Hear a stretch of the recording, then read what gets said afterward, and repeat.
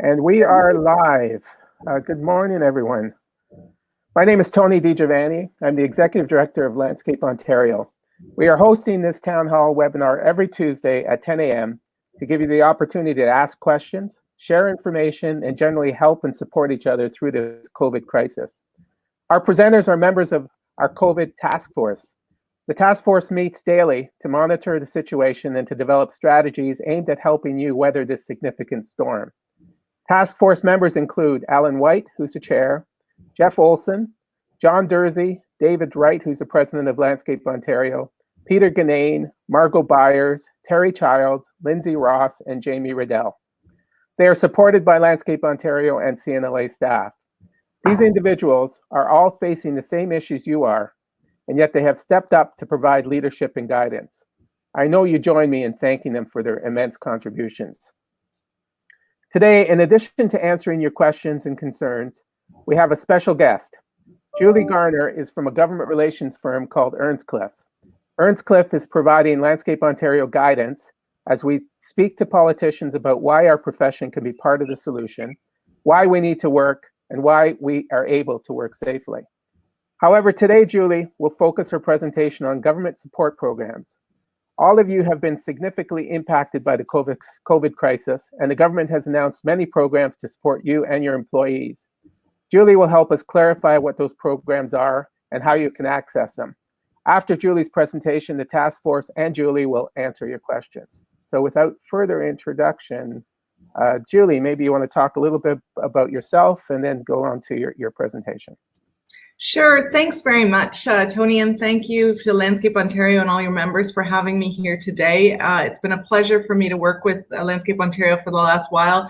We initially became acquainted with one another around the snow and ice insurance issues, and then March 15th hit, and we've been thrown into the COVID crisis as well. For our firm across the board, we've been trying to support businesses and organizations that we serve, as well as others, to make sure that they can navigate the immense amount of information that's coming from government on a regular basis and be able to make appropriate decisions for their businesses. So the presentation that I'm going to go through today is an overview of all the different programs, including the wage subsidy details, which were finalized over the weekend.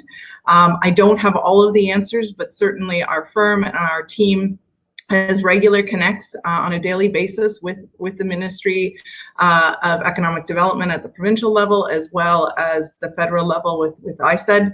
We're on daily calls with them at 11 o'clock each morning, and we can certainly feed in a lot of the questions and answers, and we see a lot of the questions and answers that are being asked by business owners and organizations across the country. We've been feeding in information and questions from Landscape Ontario and trying to get folks answers around the different loan programs, the essential services list, as well as the wage subsidy and sort of the gross revenue calculations. So we've been doing that already, and we'll continue to do it. So if I don't have the answers for you today, we certainly will be making a list and continuing to feed those in. And so I'm going to set up the presentation now, and we'll get started.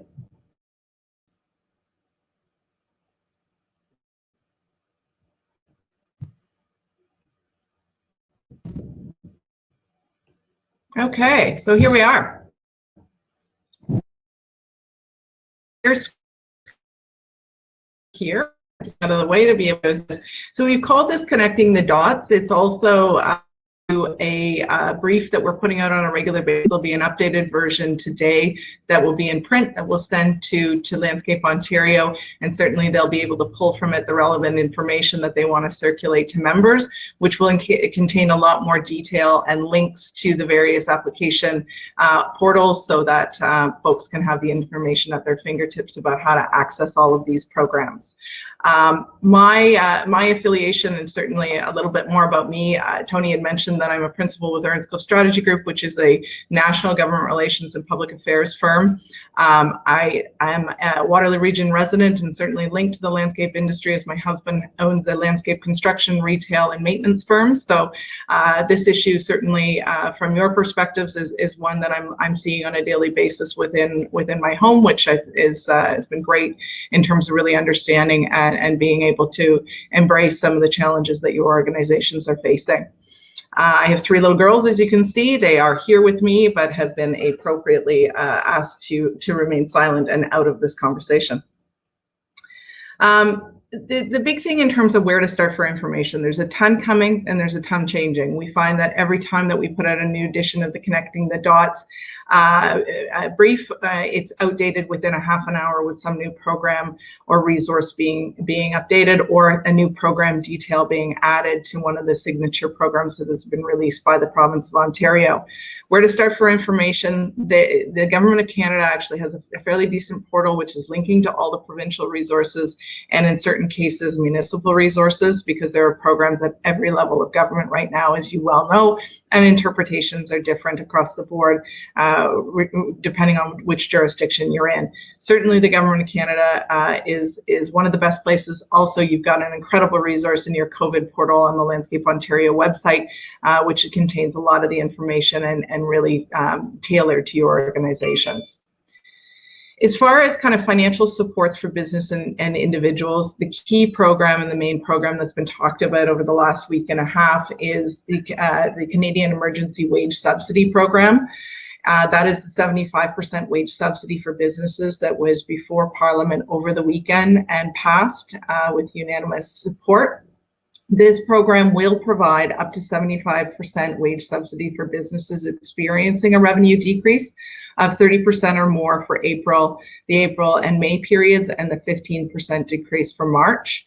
What the government has done, and what the terms kind of that were finalized over the weekend, is the change in the 15% versus 30% that needs to be shown for March.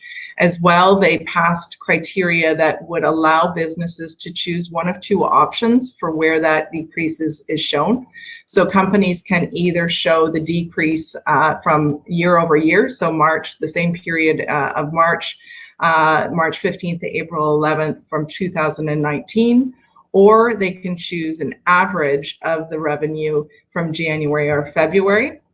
If you choose the January or February option, it must be used consistently for any other months that you apply for the wage subsidy. So you can't flip between the January or February for the period of March and then switch if you're applying in April or May. You have to kind of keep consistent with either going for the previous year's revenue or a January, February option, but it certainly does allow businesses to have a little bit more flexibility, especially if they've made some either sizable increases in their business for the 2020 year that have caused their revenue to go up, but also their expenses.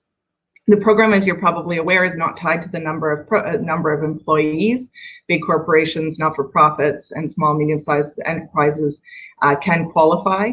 It is going to be taken on an average of the employee's wages for the period that is in question, and employers will be responsible for reporting that. The program will not apply to those that have been unemployed for a period of 14 days or more. That's when the next program, or the individual program, the emergency relief benefit, will kick in for those employees for the period in question. Another important detail is that businesses are going to have to update this on a monthly basis, similar to the Canadian Emergency Relief Benefit. It is just for a time period, and then businesses will have to go in on a monthly basis when the next time period opens up to do the same reporting as previous. I'm going to leave it there. I do anticipate there'll be a number of questions. There is one more detail that I will report, and that is that there had been a lot of questions around whether or not T5 income or dividend income could be reported or could be utilized to qualify for the wage subsidy. It's been an active question at the federal government right now. They have made the decision that it actually has to be wages that are part of the calculation, that dividend revenue will not qualify for this particular program. But they are continuing to look at the issue, as they do recognize that it will impact a lot of small businesses, and certainly the business chain, as sole proprietors record income in many different ways, and they do not want to cut the sole proprietors out of the equation. So we do expect that there will be new programs, but this one won't qualify for that type of income. Julie, can I just interrupt you for a second? Sure. So Rafi Hanneman asks, does the 75% wage subsidy include company owners who are on payroll? It will if you're on payroll, it will, because you are recording regular wages. It won't if you don't take a regular kind of reported income. And the way the program will work is it will actually work as though it's a tax refund, and that's how it will be triggered. It will be essentially in their back-end system as though you've overpaid your taxes, and then the government will issue a refund. Are there any other quick questions on that one before I move on? No, I think it's helpful for the members to know, Julie, correct me if I'm wrong, that it relates, it's all done through your My Business portal, through CRA and your payroll system. So if you're anybody that's, my understanding anyway, is that anybody that issues a regular paycheck would already be in that system and already have history. So I think I read the arm's length piece with an owner. It has to be history before March 15th. You can't all of a sudden add yourself to the payroll. Right. Yeah, because you will be reporting from those payroll periods and as well. So it does have to be history. And in terms of companies that aren't set up, most are, but we have heard issues around companies that aren't set up on the My Business portal. It is a bit of a time-consuming process, especially because the completion of the portal process does require them to mail out a PIN number to you for you to get on. I'm not aware that they've addressed that issue. It is something we fed in that is problematic. The My Business portal worked exceptionally well for the emergency relief benefit for the My account for the CRA.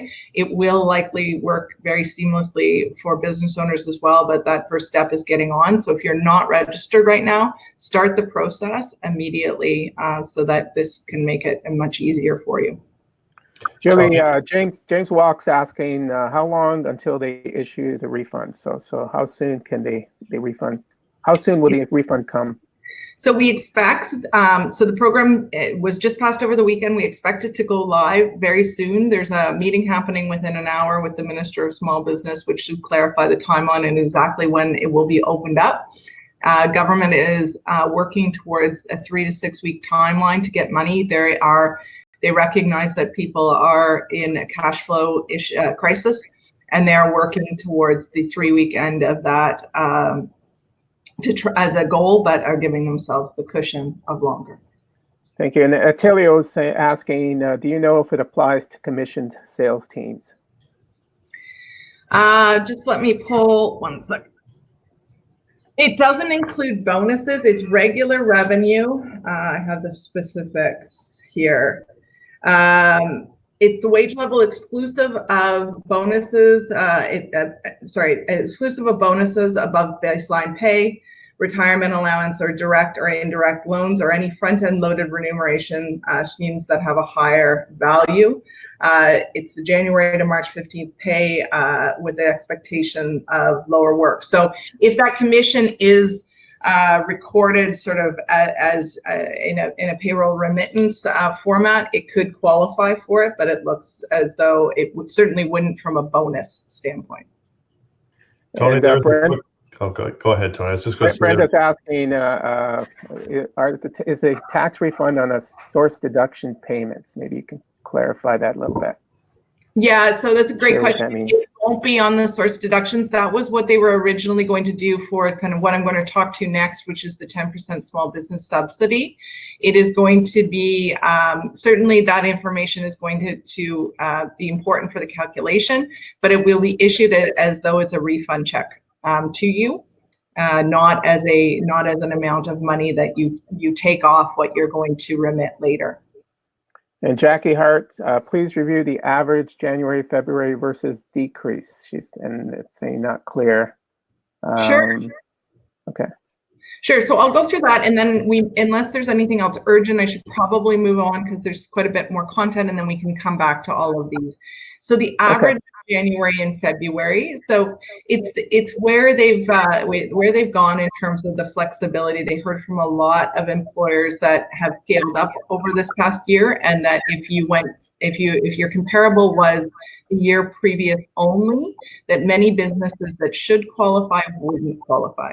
And so what they opened up was the ability for a business to elect to either compare, to either show the revenue drop based on a comparison between March 2020 revenue versus March 2019 revenue, or the option of doing it in comparison to what an average of your gross revenue between January and February would be. So they pooled those two periods together to try and reduce the fraud and ability to kind of monkey around with the program. So they're asking you to basically add your gross revenue for January, add your gross revenue for February, divide that by 2, and that'll be the number that you compare to and show your loss against. Okay. So Julie, do you want to take more questions, or did you want to move on to other programs? Because I want to move on to other programs just because this one I know will dominate and it could actually dominate our time. So I'll try and go through the rest of them quickly because with there's enough clarity to cover off sort of the low-hanging fruit, and then we'll move to questions exclusively. Great. And I would like to ask the attendees to focus your questions on the benefit programs. It just makes it a lot easier to focus our attention, because that's what the program is right now, and we can deal with the other questions later on afterwards. So, thank you. Great. So in addition to the 75% wage subsidy, the businesses and small businesses that qualify for a small business deduction are still eligible for the 10% small business subsidy. So this program was announced before the wage subsidy, and some of you may already be receiving it. This one is a remittance, it is tied to the remittance that you would pay for your source deductions. And it does allow that 10% to be removed from the amount paid into the government. It is for individuals, partnerships, nonprofits, charities, or Canadian-controlled private corporations. And it does link to the wage subsidy in the sense that if you're already receiving the 10% subsidy, it will be kind of subtracted off of the amount that you will receive from the Canadian Emergency wage subsidy through the main program. So they do link together. You don't need to stop, from what I understand, applying for the small business subsidy, how it will work in the portal, but they are linked together. And certainly if you are receiving that already, it will be factored into the equation. Also, if you aren't receiving that because if you aren't going to be applying for the Canadian Emergency Wage Subsidy, because maybe your revenue is stable, this is still a program that is available to you, and it is not tied to a revenue decrease in any way, shape, or form. So there is a difference there for businesses that are simply hurting through this and maybe have experienced a smaller revenue decline to make them ineligible for the larger wage subsidy. This one still is available. Work sharing is an active discussion right now. Certainly some businesses, and certainly this applies to the landscape, where certain parts of operations are open and certain ones are not open at this point in time because of the essential workplaces list. Work sharing is a program that pays for an hour's reduction and an hour's reduction over normal for businesses experiencing some extraordinary circumstances. The program normally requires a very robust kind of reporting agreement to be signed. They've eased some of the rules to provide benefits to workers who agree to reduce their hours. It has to be a uniform reduction in hours across your workforce, so everybody by 10%, and then that 10% would be compensated by the government at a level of 55% of their average wages. There is no requirement to submit kind of economic data to support the program in the new rules that have been put forward, and it certainly is available to all kind of businesses regardless of how you are supporting. The interesting thing is, though, it does link to the Canadian Emergency Relief Benefit, because the new criteria for that is that that employees are able to receive that benefit and still work up to 10 hours and be paid by their employer. So if you are looking at a work sharing arrangement or kind of reducing the hours of your workforce, there are sort of two options available to you right now. But obviously the wage subsidy appears to be the best program for qualifying employers that want to continue to keep their workforce on, but might not necessarily be employing them at full capacity. Canadian Emergency Response Benefit. This is Relief Response Benefit was opened up last week. It was opened up at the beginning of the week. We've had millions of Canadians that have applied for the program. It's off to a fairly good start in terms of the seamless process. So if your employees are on it, I'm sure that they've reported that it's really a three-screen process to go through. As I mentioned just a moment ago, you are able to have your employees laid off and receiving the emergency benefit, and also working up to 10 hours in your business. This program will be available for 4 months, and then those employees that, if they are continue to be laid off, will be eligible to be transferred into the EI program. And it should be kind of noted, and I'm sure that people are pretty familiar with this program already, but certainly if those had applied for EI and hadn't started receiving it, they've automatically been moved over to this emergency response benefit or relief benefit program, and will continue to receive it for the 4-month period as long as they reapply on a month-to-month basis. Tax and expense deferral. There's been a number of tax and expense deferrals offered by all levels of government.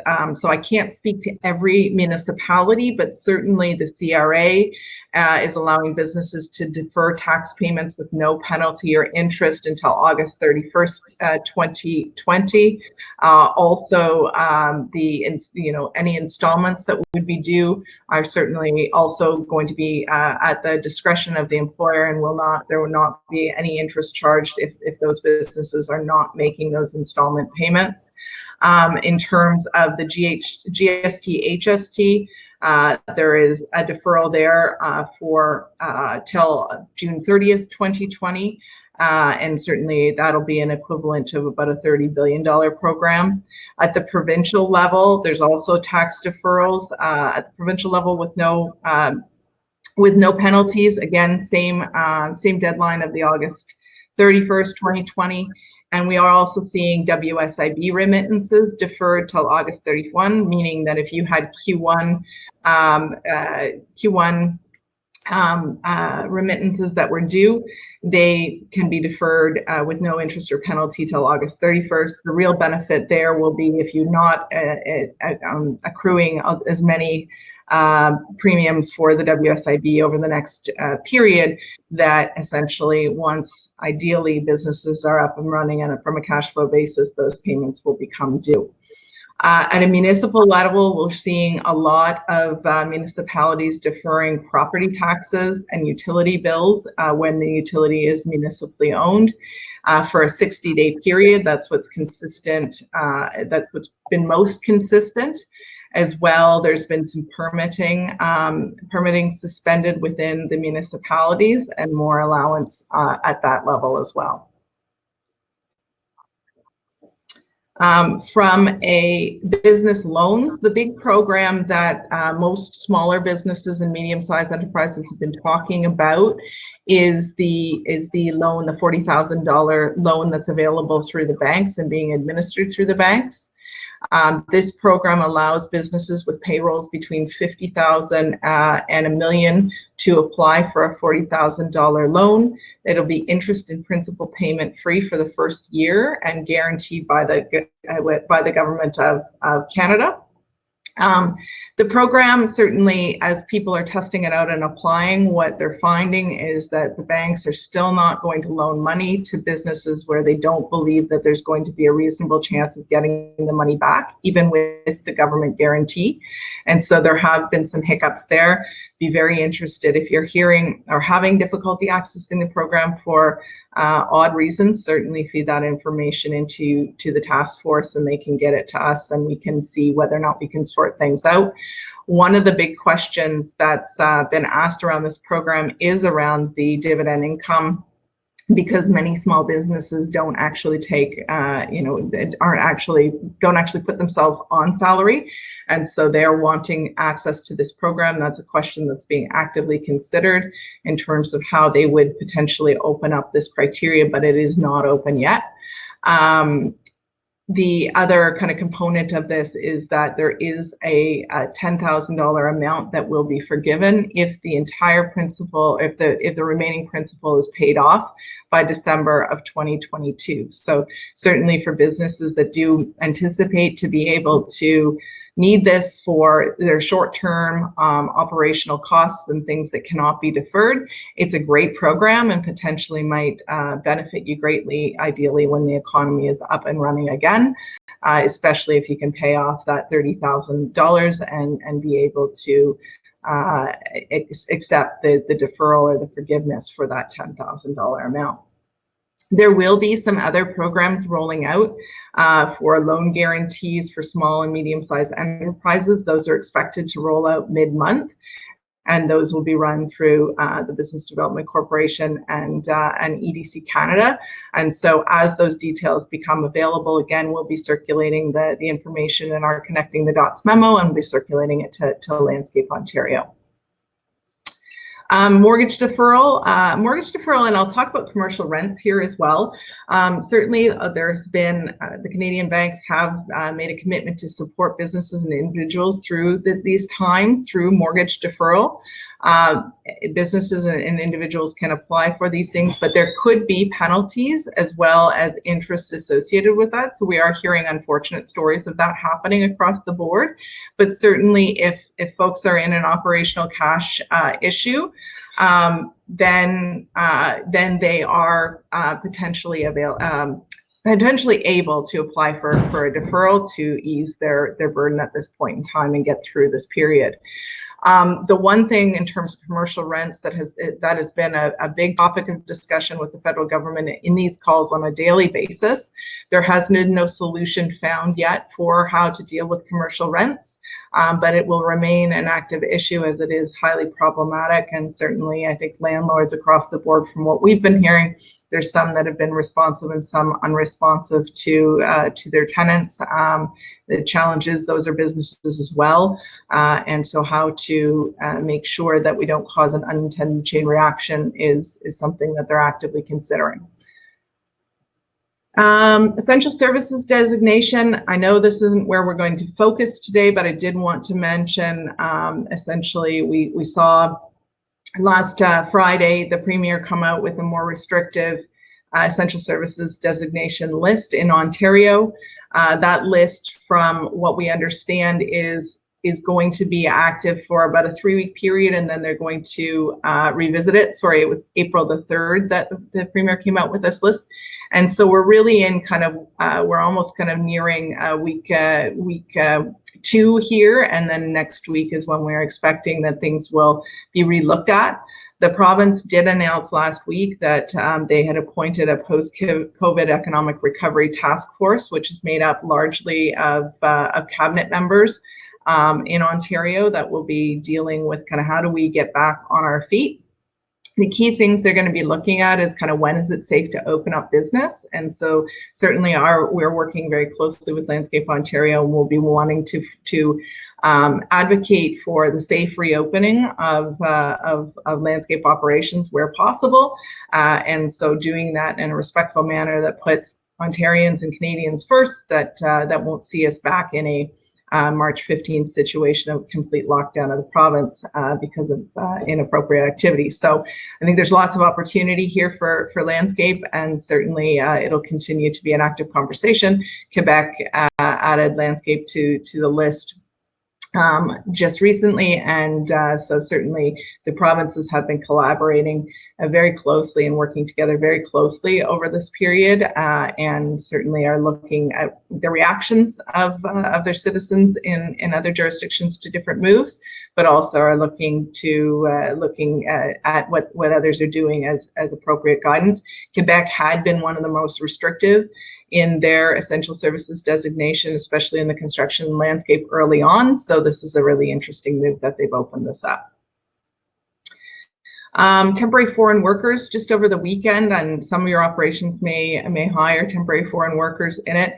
The government did announce that there would be $1,500 for employers per employee for employers that employ temporary foreign workers who will have to be subject to the 14-day quarantine once they come into the country. I am still looking to make sure that this will apply to those in the landscape sector. Certainly it will apply to those that are growing because they fit squarely in, but whether or not all the designations for those employing temporary foreign workers will receive the funding is still a question that I'm ironing out, but certainly it is there for some, for sure, and we'll get you further information on that. The other program that might be of interest, or that was announced last week, was the Canada Summer Job Subsidy, and this was that 100% of the wages will be covered for students hired through the Canada Summer Jobs program. This program, the application process is currently closed. It is one that launches early February, I believe, and closes kind of early March. Certainly the program objectives are that you're providing really quality work experiences for youth, and many landscape employers may have applied already for this program. It typically would provide 50% of the wage in subsidy if you're a for-profit operation. The program's been bumped up to 100% of wages covered. So if you have applied for this program, certainly there's a greater benefit coming your way if you are successful, and the notifications for that will go out in May. Lastly, and this is a really interesting one, is that all levels of government are really looking for businesses to step up. If there are things that you can be doing to support Canada through this crisis, either to sell to government or to donate to government, certainly they're looking for all information available, and there's a number of different portals.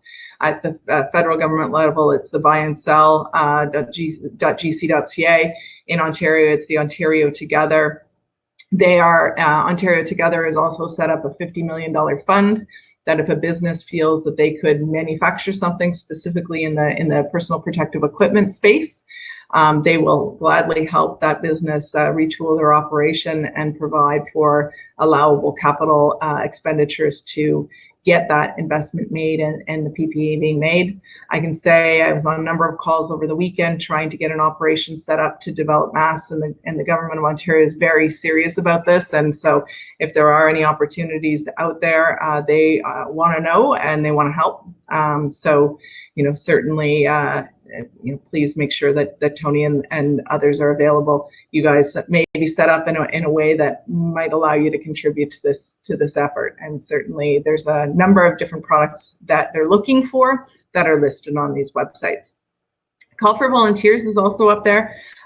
There certainly are a number of interesting kind of opportunities, even up to tracking how COVID is spreading across Ontario, that they're calling for volunteers. They're also calling for retired healthcare professionals to help in long-term care homes and other healthcare situations. So certainly may not be necessarily applicable directly to you, but maybe someone in your family, and certainly wanted to make sure that that you were aware of the immense call for volunteers across the board to help Canada and Ontario through this crisis. So that is the end of the presentation. Wanted to leave as much time as we possibly could for questions. And with that in mind, I will end this and return to our regular screens so that we can continue our discussion. Julie, thank you for the great overview of the amazing programs that are available to support the businesses and employees. There are a number of unanswered questions that I think we should get to. And the first one's from Joanne Turner. The owners don't pay EI but get regular wages. Can they collect? So that's referring to it's the not 75% tied. program. Sorry. Yeah, it's a great question, but yes, you can. It is not tied to your EI, your previous EI contributions. Okay. And Chris, your card, if my expenses are up and revenue stayed the same, not down 30%, is it based on profit or sales or revenue? My understanding is it's based on gross revenue. Johan Bozers, is it only valid on employees currently employed, not on the ones that have not started yet? So the amount of wage subsidy that you would get would be what you have paid for. So the employees have to be kind of working for 14 days. So you wouldn't be able to kind of prepay it. It's all retroactive in terms of the payment. Even the first pay period is for the period of March 15th till April 11th. Then the next will be the 12th to the 9th of May, and then the subsequent into June. So it'll all be retroactive, and it has to be on actually what has been paid and received by employees. Ken's asking, what is available for businesses with 0 employees? So it would really depend on the situation. So if there are 0 employees, but an employer that is perhaps just, this whole proprietor type of situation, the business loan, the $40,000 business loan might be available to you at some point. We are trying you're frozen. to track down. I'm frozen? You were, for me anyway. So you're good? Okay, sorry. Okay. Go ahead. So there will potentially be that program. There's also the 10% subsidy. So the 10% wage subsidy that would be available regardless of how many employees that you have. It would just cover if you're remitting on behalf of yourself. Tony, I have a quick question here while you go through those, if I could, Julie. With the tax deferrals and WSIB, should employers be remitting their reports, even though they're deferring payments? Yeah, so the forms, they definitely continue to submit your forms, but if you don't have a payment associated with it, it'll be what I understand from the WSIB program is that you'll be automatically assumed to have deferred payment, and there'll be no interest or penalty applied. Thanks. If I could add to that, just to for keeping business continuity going, is to be setting aside that money that you owe. Do that now instead of waiting until August when you owe a big chunk of money and don't have the cash flow to cover it. So set aside that money that you owe now. You keep it in a separate bank account, just so that you're not, as James Walk said, it's not a grenade in your lap in August. Yeah, a little bit. You're taking advantage too of the fact that you might have had income, especially snow contractors or others, owe a whole bunch of money this spring. If you defer it, then there'd be a difference on that quarter come August. So the amount you'd be remitting with any losses between now and then would be offset by that payment. Jackie has a question. Can you get the 10% small business subsidy plus the CEWS? Yeah, so you can, but it won't be 85%. So it'll still, the maximum available is still the 75%, even if you're getting them through the different programs. So many small businesses have already started to apply or started to use the small business deduction.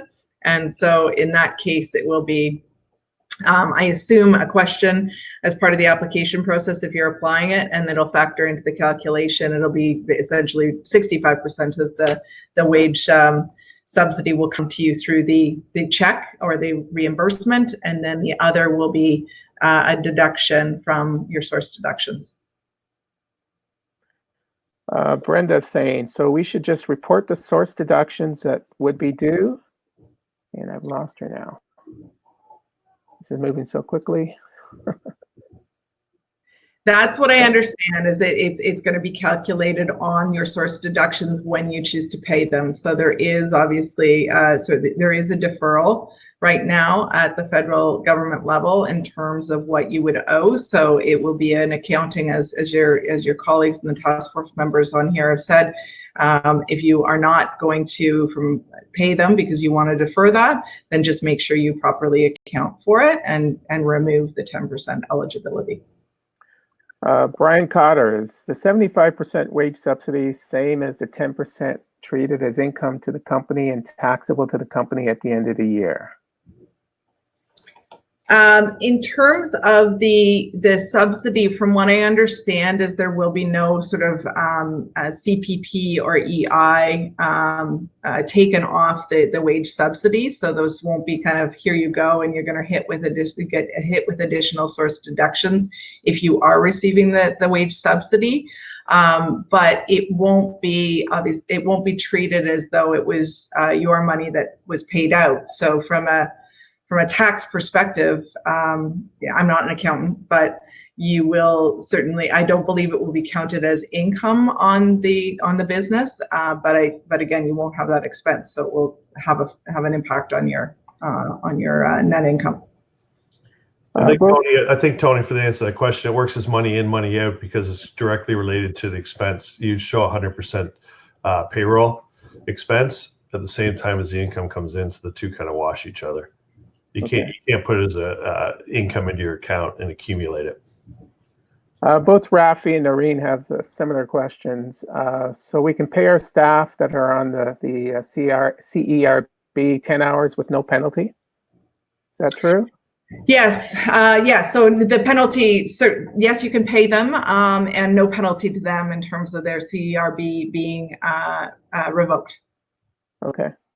And is the 75% wage subsidy taxable income for the corporation? I'll have to double check on that. I'll have to double check on that for you. Okay. There's also a related question to the 10 hours. Is that monthly or weekly? So 10 hours in a business. So I'm sorry, I missed it. Did you say that they are able to work up to 10 hours? You did. In the business and still receive the benefit. Is that monthly or weekly? It's weekly.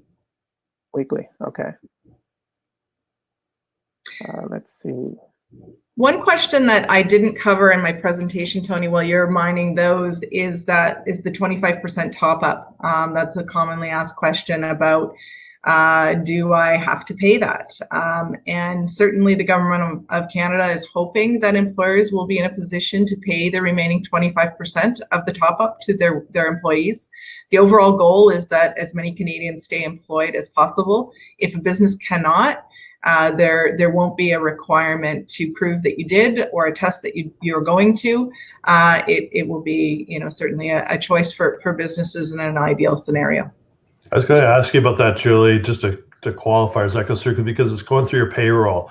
You have to show what you paid your employee, and then they give you, my understanding was they give you 75% of whatever you paid them as money back to the company. So I wasn't sure when I heard the Prime Minister talking about that, how it actually, you would take away the 25%, because if I paid my employee 25% less, then they're giving me 75% of the now 75%. All because it's going through your payroll portal. So it's not a separate transaction outside of your payroll. Right. And so it's a really, it's somewhat complicated, but for the business owners on here, it's not. If you do that, if you paid 100% for March 15th to April 11th, you'll get 75% of that. If you pay 75% between April 12th and May 9th, you're going to get 75% of that amount, which will be not the same as it was the month previous. So it'll be 75% of what you've paid in your reported. Yeah.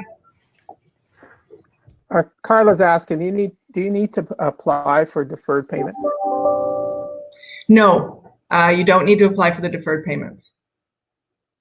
For the most part, whether municipalities have different requirements in there, I'm not 100% sure, but in terms of the provincial and federal taxes, you do not. Quick question, is this CERB program, that money is coming to the employees without any taxes taken. Those, Right. those taxes will be required come reporting of their income at the end of 2020, correct? Absolutely, and it's really important that you remind employees of this. It certainly is something for those that have kids on the call. The same thing applies when you have a little one. And there's been many families that have been stung at the end of the year, realizing that they have, you know, a couple of $1,000s in taxes owing that they weren't prepared for. Thanks. So is the CERB program, he said it was 4 months, right? CERB program will last 4 months. You have to apply for it monthly? You do, and I'll cover off a question that I'm also seeing from Kenny here in terms of, Kenny and Everett around kind of the self-employed.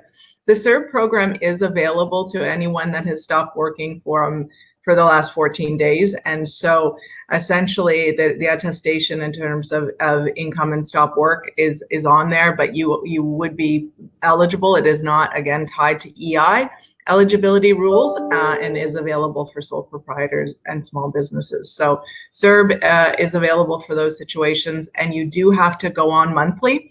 Again, it's a 3-screen quick process through your My Account, your personal account portal, and essentially it's just a drop-down list of which month you're applying for, when you stopped working, and a submit. James is asking of the loan program, is the loan money in the bank, or is it a line of credit that is accessed when you're out of money? How does that work? It'll be a line of credit, but essentially it'll be a $40,000 line of credit that you will be able to spend at your discretion. So you don't have to, similar to any other line of credit in your account, you can choose where you pull the money to pay for your costs. It goes through that, and every bank has their own kind of information set up. What I understand is credit unions weren't initially part of the program, but they're being set up as well. Sam's just relaying her experience. She applied on Thursday, and it's up and running as of this morning. That's fairly quick. Jody, can self-employed designers do small amounts of work and still collect CERB in the same way as someone's working 10 hours a week? I imagine that you can. It's the first time I've gotten that question, but the 10 hours per week is on there. So provided that you're, you know, it's a reasonable amount of money. This program is intended to be simple in its administration and supporting Canadians. So you do have to sign some attestations, but it's pretty open. Tony, quick question to Julie. Do you have any indication with the 75% wage subsidy when employers might see that money back? A big question is cash flow. So if they're paying out 100% of the wages right now, it can drain some companies' bank accounts rather quickly. What indications do you have from the government of when that money might start to flow? But two, is it going to be like CERB where it's a fairly quick replenishment of your cash so that you can maintain proper cash flow? It won't be as quick as CERB. CERB's up to 3 days for people who have direct deposit, which is great. I've never seen government work this fast. But it is intended to be ideally 3 weeks. So from application 3 weeks, they are saying 3 to 6, but we know that they understand, and they've been hearing from a lot of small businesses that cash flow is really in a crunch right now, and they need to get it out fast. Did you see Brenda's question? The comparison to January and February is not helpful for many garden centers, as that is their quiet time normally. So they need to compare to previous year. Can you switch 10% for March to 75% for April and May if they qualify comparing to previous years on that basis only? We're getting the gist of that question? I got it in yes. What I understand is that you have to either select you're going to compare to January, February for all reporting periods, or do the March to March, April to April, May to May. Certainly that if that's the question, if the desire is to go from January, February as a comparable for March and then flip, certainly that's an argument that could be made. Jeff, did you want to add to that? Yeah, sure. We're in a seasonal business too, with like limited revenue in January, February, and March. So the 15%, it's 15% in March, and then 30% in April and May. Correct. And so yeah, you're comparing year against year, not month against month in these seasonal businesses. So they've done it both ways, so that you can, if you're in a really seasonal business, you can do it on last year. But if you're in a month-to-month business, then you can do your sales drop monthly. Okay, make thank sense? you. Okay, Eddie's asking, what if you missed the minimum of the 50,000 payroll? Using subs keeps our payroll low, but monthly overhead is still significant. How do you deal with that kind of operation? From what I understand for that loan program, it's a 50,000 minimum in terms of the payroll. The big outstanding question is whether or not, other sources of revenue like dividend income could be qualified. But from what I've heard, that is the minimum for the qualification for those $40,000 loans. Okay. Doug Ford did say that there's a lot of businesses out there, small business, that is slipping through the cracks, and I'm seeing that. We're seeing that. It's happening. He said that he's going to look after those people, but I haven't heard any programs yet that have been specifically for that. But he says he's going to look after us. Yeah, certainly they continue to roll out programs. The federal government as well realizes when they drew the line in the sand that it had to be actual payroll, reported, that they were cutting out a lot of small businesses, and certainly chambers and associations and many others are raising that in terms of the really small businesses that keep the engine of our economy going. So between the federal government and the province, they certainly are aware of the issue. What they will do about it still remains a question. Julie, a question as it relates to employees that are either on CERB program, EI programs, sub program. A lot of employees, particularly in seasonal businesses, were on 13-week layoff over winter, normally coming back April 1st. Is there any talk at the government level, particularly the federal level, what happens to these employees when they reach the end of their normal term? Or if they move over into CERB, how long does that go before typical employment standards kick in? Namely constructive dismissal or other things like that employers should be aware, or government's hopefully working on, so it doesn't fit the normal rules. Yeah, it's an odd one, because what would happen, unfortunately, to those employees, if they are able to answer the question that they are not able to get employment now, there is some changing criteria that it is not up yet on their website. So this is a question. Similar seasonal employees are kind of similar to students in a way, that won't be able to kind of get their employment because of the COVID-19 crisis. And so what I understand is they're looking at that, in particular around the student question, and making sure that you don't necessarily need to have been laid off because of COVID for these types of issues. So as the new guidelines are published, and whether or not they do apply to seasonal workers, we will update you. But for right now, according to the program criteria that is published, it says that you have to either have been laid off or terminated because of COVID-19, which does create a difficult situation for those employees that would have otherwise been hired back at this particular point in time. Welwyn's question is, and a statement. My staff my suspended staff has applied yesterday, and they had to attest that they would not be working while receiving the CARB. Are you sure that we can still employ them for up to 10 hours while on CERB? And with whom can she confirm that? Because they had to make that attestation. I will have to get back to you today. It's one of the questions that we had in the queue for the session that was happening, that's happening in 5 minutes with Minister Ng, and that is when these new criteria are going to be up, because the Prime Minister did announce last week, and it was reconfirmed in the cabinet briefings that 10 hours is permittable. So But obviously, as a business owner, you want to make sure that you're not going to be disadvantaging your employees or putting them in harm by saying this to them. You want it in black and white. So what I can say is that we'll get those criteria to you in black and white as soon as we possibly can. And certainly we're alive to the question, because it's one, especially with the landscape industry right now, it's very important. Super. Julie, can I ask a question here for a second? Sure. These programs often have unintended consequences, and some of them being things like when you're trying to call employees back to work, they're making more money sitting at home. And also, I did have a question about students, and my understanding is on the CERB that if you made the qualification is if you made $5,000 in the past 12 months, then you can qualify for the CERB. Is that correct? And second to that, a lot of university students, etc., made $5,000 last summer.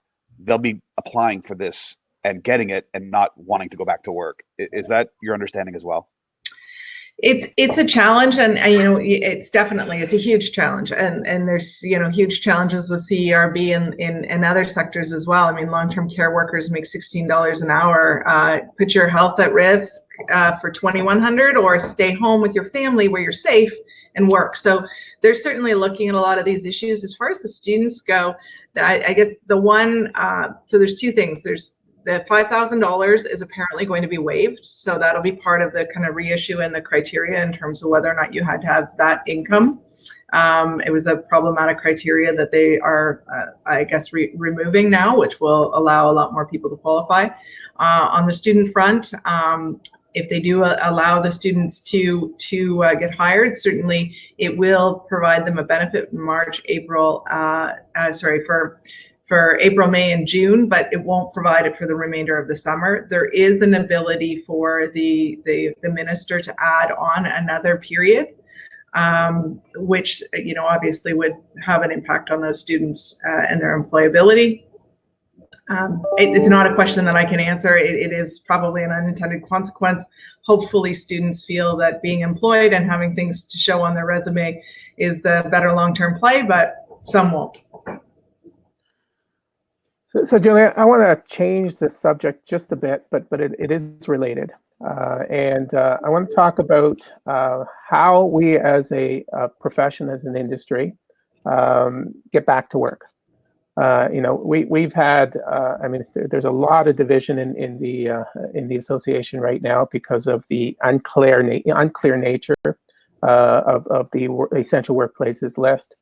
And I'd love to change, the task force is wanting to change the channel. It's time for us to work together. It's time for us to go forward, and it's time for us to figure out how we can work safely. And you're helping us as Earnscliffe deal with that issue. Can you maybe comment, on how we proceed? What's going to get us back to work? How do we convince the government that we are part of the solution? And what are the steps? What are the next steps that we can unify everybody in a common messaging? Yeah, it's a great question, and Tony, we've talked about this many a time. I think that going back to my kind of opening comments, that one of the most important things right now is to assure the government that if they do open you up, that you can do it safely and that you're not going to compromise the health of Ontarians and Canadians. I think that can be done. You're already ahead of the game, I think, working on protocols in terms of how you can work safe, whether that's, making sure that each one of the contractors, whatever equipment that the guys and girls that are working on your sites are using is their own equipment. It's not being mixed, that they're traveling to site if they're off site in their own vehicles and not sharing spaces, that they're maintaining social distancing, but having those rules and assuring the government and demonstrating to them that you can open safely will be, I think, the most important part. I think, from my understanding, and certainly from an Ontarian's perspective, there's a lot of talk about people wanting to get out in their gardens right now. They want to access kind of the retail. Certainly the retail operations can offer no contact delivery right now. There's no restrictions on that, but there's lots of other things that certainly in terms of retail operations, that they're going to have to provide some assurances on. So the more robust information that we can provide to the government on how all of your members can be able to work safely, and that includes the greenhouse operations, and keep Ontarians safe, the more confidence that the government is going to have in reopening the business. I mean, let's face it, they want to reopen the economy and they want businesses operating and people at work for mental health reasons, but also for economic reasons. But they have to do that with the lens of, are we going to be hurting people? So the more we can do this week, Tony, to kind of provide that information into government, the better. And then ideally, when they are reevaluating which lists can be open, and which ones are not, they will have a defensible position if they are asked by anyone or any neighbor that's reporting into 311, why'd you open landscaping? Why is is spraying for weeds an essential service? That they'll be able to say, we are taking responsible steps to keep our economy moving, and we know that these operations can operate safely and keep Ontarians safe. If they can respond that way, they'll be able to have the cover to start opening up different industries. It's got to be authentic and it's got to be true. I think, Tony, it's helpful for the members on this, or the viewers on this call, and to share why Julie's here. The task force, as early as yesterday, took the approach of the moving forward in a positive way to work with sector groups to come up with those protocols. Maybe with your help, Julie, reaching out to Rod Phillips, as he's chair of this new committee struck by the provincial government and the premier announced at the end of last week, to make sure we're at the table. They want to work with industry groups to make sure those protocols are in place and they have the right information to move forward when that time is right. Yep, exactly. And happy to help and facilitate those conversations. Monty McNaughton's also on that list, and certainly we've been working very closely with him as well. OMAFRA has been taking a lot of, that's the Agriculture, Food and Rural Affairs. Sorry, I went back to my old government hat in acronym land. They've also been very interested in what the association has been saying, and Minister Hardeman's been an advocate for the industry. Julie, our time's up, and I just want to thank you and thank all of the task force members for your service and your help. And I want to also thank all of the attendees as well. I know we could probably go on for a couple hours, but I think we'll stop for now. And just as just some words, it's been painful to watch the division that the COVID crisis is causing within our membership. I mean, it's time that we reduce the division and come together in a common effort to convince the government that we, as a unified profession, can and will be part of the solution. Now that the COVID crisis appears to be waning, we need to focus our efforts on letting the government and the public know how essential we are. We have an unprecedented opportunity for our entire membership to mobilize our considerable communication potential in a common effort to tell our essential story to the government, to our clients, and to the public.